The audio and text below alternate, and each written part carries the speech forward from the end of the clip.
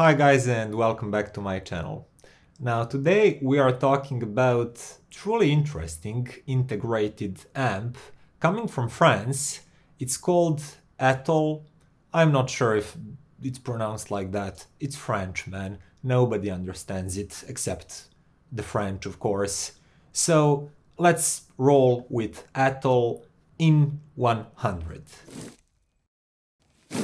So IN100 is an integrated amplifier, meaning that preamp and power amp are inside one box. And I really hope that people from Topping and SMSL are watching this video because, guys, you cannot keep calling integrated amps power amps. You are confusing already very confused young people. They're confused about everything in this world. They do not have to be confused about hi-fi and integrated amps.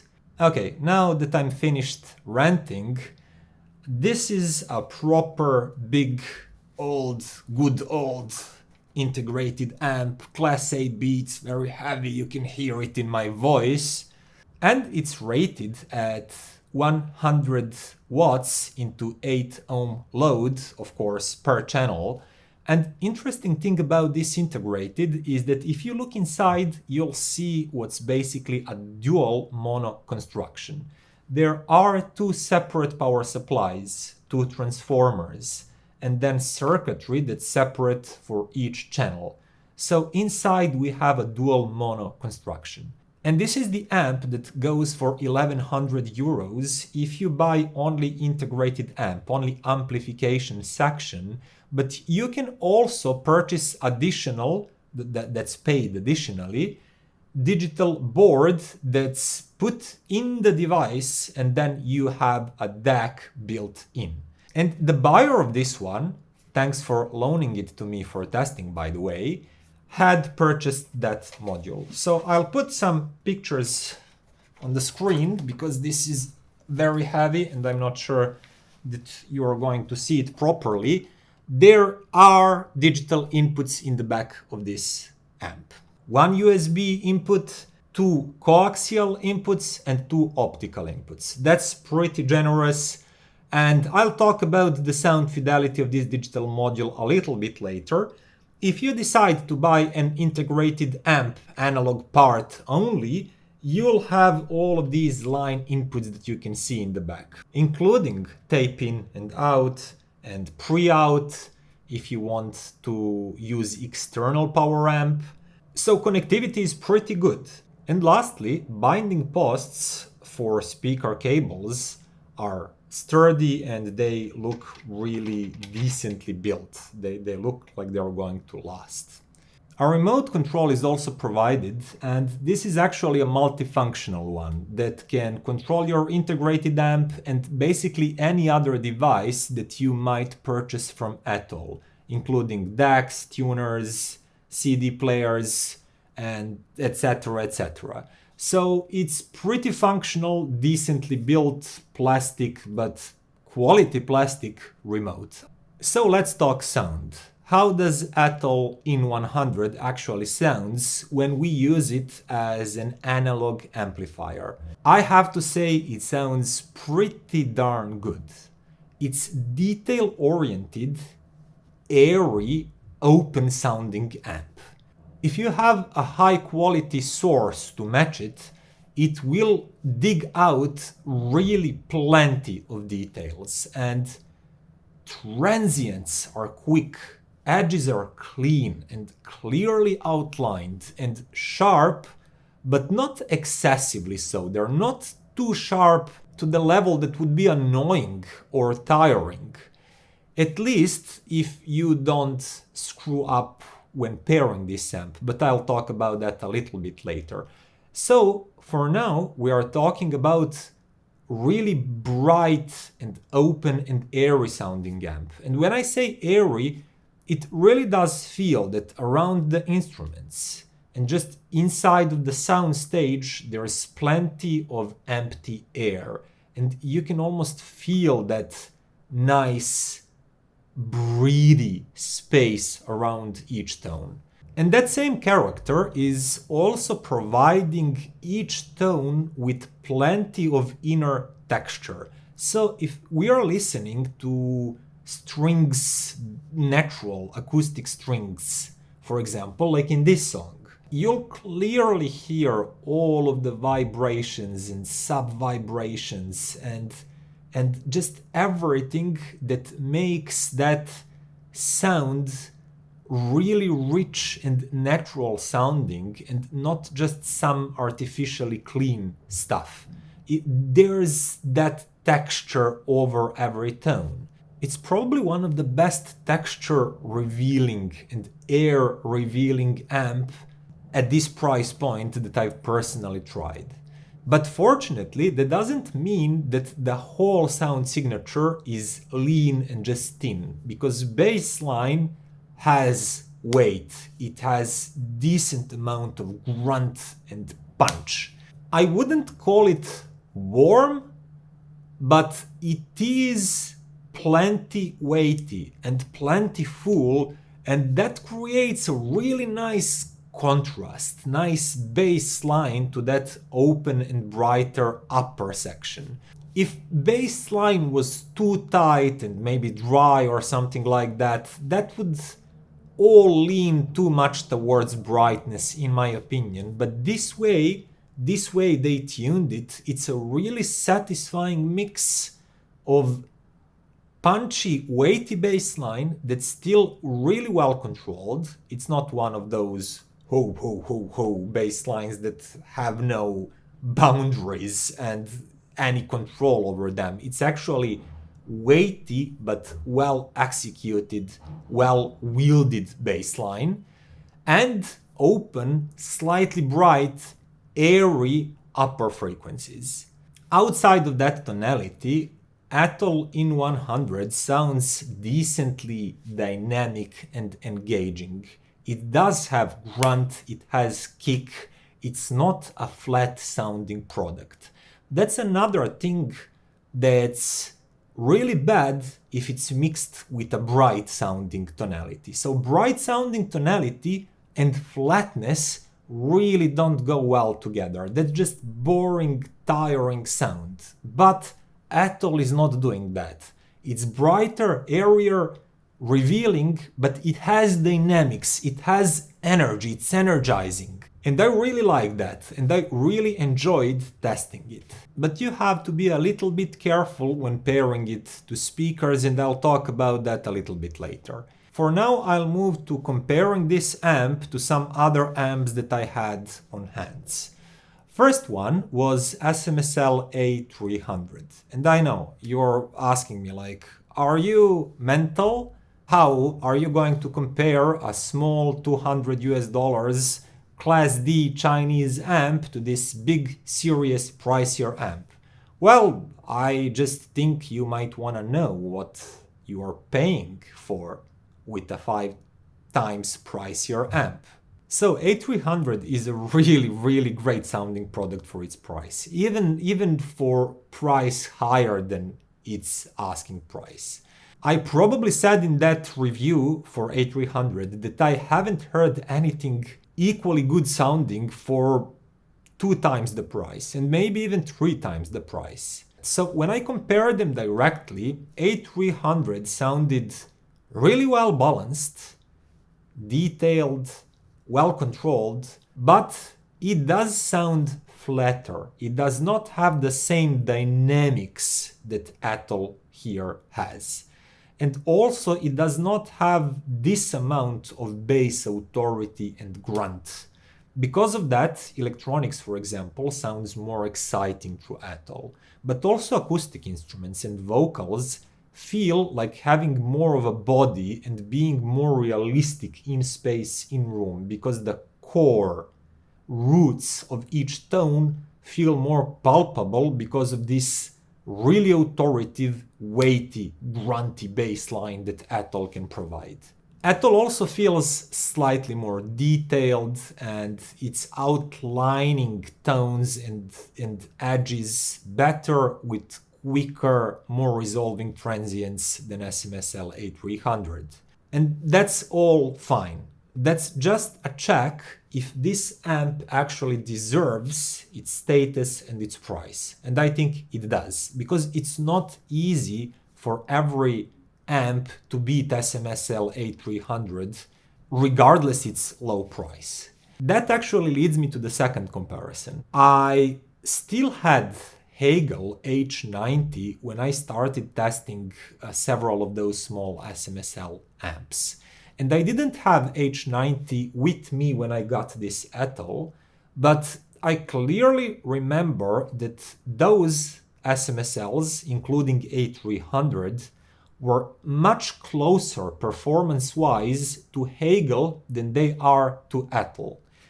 And Hegel, I love their amps because they're neutral sounding, they have deep soundstage, three-dimensional soundstage, really silent background.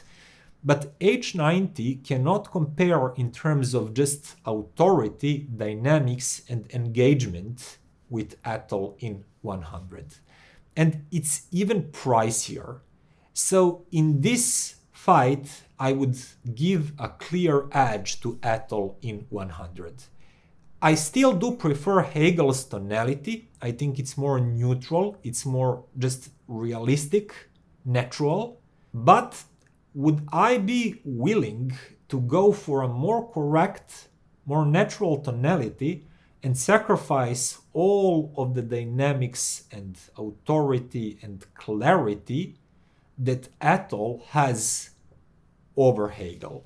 I honestly don't think that I could be able to do that. If I was still using a Hegel H90, I would probably go for this amp and say, heck it, I'm going to keep it, and I'm gonna just use some other tricks that I have available to adjust tonality more to my liking, because tonality can be influenced by towing your speakers slightly differently, or tilting them back or forwards, or maybe changing cables in some crucial positions. I know many of you don't believe in the sound of cables, but what Atoll is doing better, and that's that dynamics and that bass authority, cannot be achieved on Hegel, no matter how I tilt my speakers and what cables I'm using. So these kind of qualities have to come from the amp. So I'm giving a win to Atoll IN100 compared to Hegel H90. And if you're saying like, wait, but H90 also has an integrated digital section, well, yes, it has it, but it's pricier, and you can also purchase additional digital board for Atoll IN100 that luckily is purchased in this unit. And with that price hike, Atoll IN100 is still more affordable than Hegel. Admittedly, it does not include a streamer. You cannot just hook this amp directly to your network. You need to have some device that can output that signal in form of a USB, coaxial, or optical, so you can lead it to this internal DAC. But that said, the overall price of this integrated amp with digital section is still more affordable than Hegel, and together this whole combo still sounds better than whole combo of a Hegel. And to talk about that digital section just briefly, it's pretty darn good. I think that you have to pay additional 300 euros to have that integrated inside the amp. And I compared it with several different external DACs, and I can tell you outright, you cannot buy a 300 euros external DAC that can match this integrated module. You would have to spend at least 500-600. Okay, actually you can. If you use my trick with Aune X8 DAC and then add Sparkos op-amp, if you haven't seen that video, please go to my channel, find it and watch it, because you will not, and currently you cannot purchase better sounding DAC for 380 than that combo would provide.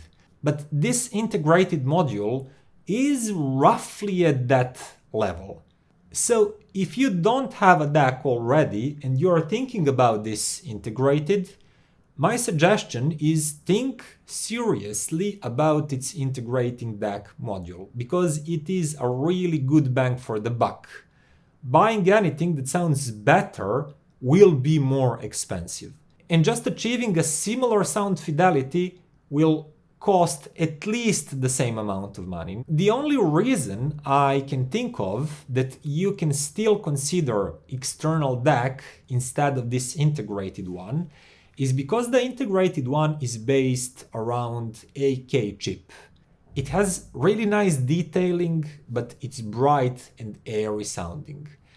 And it's good, but ideally I would prefer the source, digital source for this particular amp to be slightly warmer and slightly juicier in the lower mid-range and maybe a little bit tamer up top.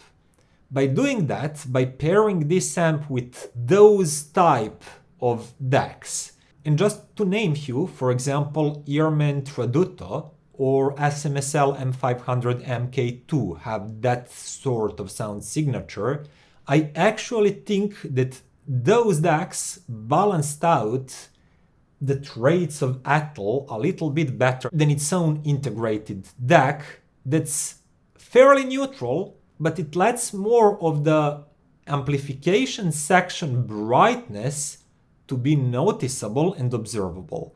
With darker, juicier, slightly tamer sounding DACs, that's less noticeable. And this actually leads me to speaker pairing. So first, I've started listening Atoll with my own Spirit Winds. Those are do-it-yourself projects. I know I've been postponing reviewing that project. These cost me like 1900s, almost 2000 euros to make. It's a project by a famed Jeff Bugby, and they're really neutral, maybe slightly, just a touch brighter up top. And with Atoll here, that sounded quite okay. You can hear that there's slightly elevated brightness there, but it's not annoyingly so. It's not splashy or irritating. It's just a little bit brighter than I would consider neutral. But there's a lot of air, lots of information, lots of details. It's quite fine. But when I moved to Triangle, Borea, BR03 that are slightly peakier and brighter in the treble, that combination, Triangle and Atoll, it just piled up. One brighter component and the other brighter component, you have double the brightness. Vocals started being sibilant and spitty. And I do have that in my voice too. I always try to edit it out, but not always successfully. So vocals have these annoying and the same is true for instruments that operate in a similar frequency range. There is sort of aggressiveness and excessive brightness going on when you pair these speakers with this amp. On the other hand, if you pair Atoll with something along the lines of Wharfdale's, no problems whatsoever. That would actually be a great combination. With something like Elux, you would also notice brightness, but it would not be annoying because Elux are pretty neutral. Then something like Monitor Audio speakers, Silver for example, those are again brighter speakers, I wouldn't do that. Then some of the newer Bowers and Wilkins speakers, again, sharp, highs are elevated, not sure that pairing this Atoll with those would be a smart move. But when we are talking about neutral to warmer sounding speakers, this amp can be a really, really great choice. And if you pair it correctly, I truly believe that this is one of the best sounding amps that I've personally heard, at least at this price point. But some care with pairing and matching has to be taken into account. And if you do that right, you'll get an awesome sounding system.